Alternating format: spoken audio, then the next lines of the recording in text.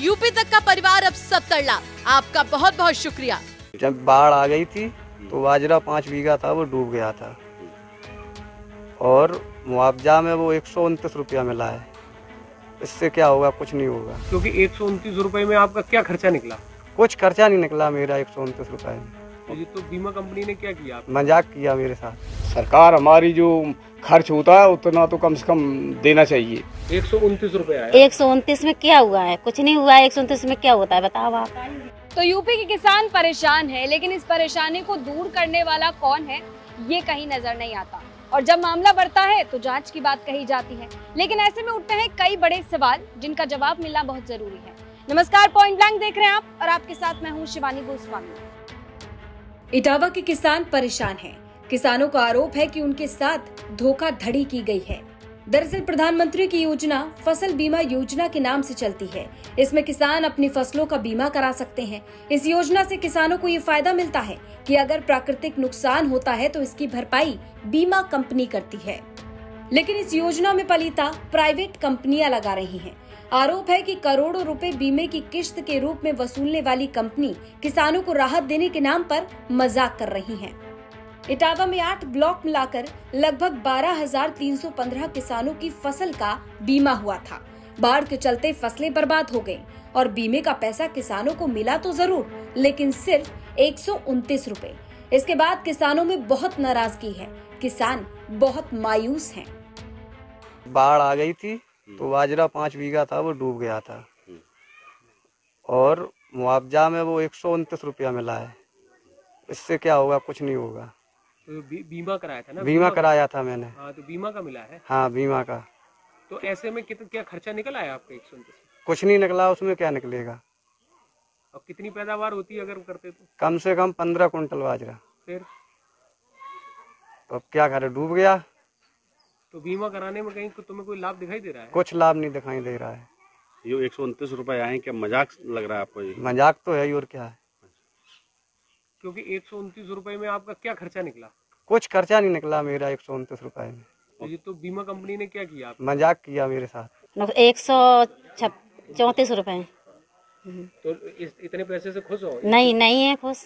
129 रुपए आया। 129 में क्या हुआ है? कुछ नहीं हुआ है। 129 में क्या होता है बताओ आप। आपको लगता है कि इतना मुआवजे में खर्चा भी नहीं निकला? नहीं निकला है 129 में। अगर सरकार जैसे डाल रही किसान लोगों को, तो फिर काटे पैसे क्यों हैं? अच्छा, तो अगर बाजरा हो जाता तो कितने कुंटल हो जाता? कम से कम 18-19 कुंटल। 1.25 बीघा जमीन थी, उसमें बाजरा बोया था, उसका बीमा कराया था।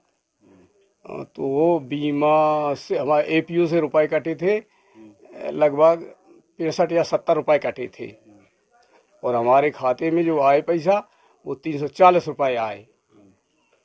लिहाजा हमारे संग में धोखाधड़ी की गई। तो बीमा का लाभ नहीं मिला फिर आपको? नहीं मिला। कैसे? क्यों? खर्चा कितना आया? कम मिला। खर्चा लमसम 2.25 बीघे में 3,500 रुपए के लमसम थे। तो बीमा से क्या फायदा है? कोई फायदा नहीं। किसानों की फसल का बीमा कंपनी यूनिवर्सल सोपो जनरल इंश्योरेंस कंपनी से हुआ था, जिसमें फसल बीमा के नाम पर हजारों रुपए की प्रीमियम के साथ लगभग 3 करोड़ से भी ज्यादा की वसूली की गई थी। लेकिन किसानों की फसलें जब बर्बाद हो गईं, तो नुकसान की भरपाई के नाम पर डिभैली गांव के लोगों के साथ इतना बड़ा घोटाला किया गया। अब ऐसे में हमने नोडल अधिकारी से बातचीत की तो वही रटा रटाया बयान ही मिला कि मामला संज्ञान में आया है और अब जांच की जाएगी। तो जितना क्षति हुई उतना ही मुआवजा उसको दिया जाता है। तो क्या ऐसा भी है कि जैसे यहाँ बहुत सारे किसान हैं, लगभग खरीफ की फसल में 12,000 से ऊपर किसानों ने बीमा कराया और स्थिति ये है कि उनकी प्रीमियम तो 24,000, 25,000, किसी की 12,000 लगी और मुआवजा के नाम पर 500 रुपया, किसी का 400 रुपया और 800 रुपया आया। तो किसान तो बड़ा उदास है। वो तो मैंने कहा ना कि होता है उनके में आंशिक क्षति हुई हो, वो उतने ही उसका बनता हो मुआवजा।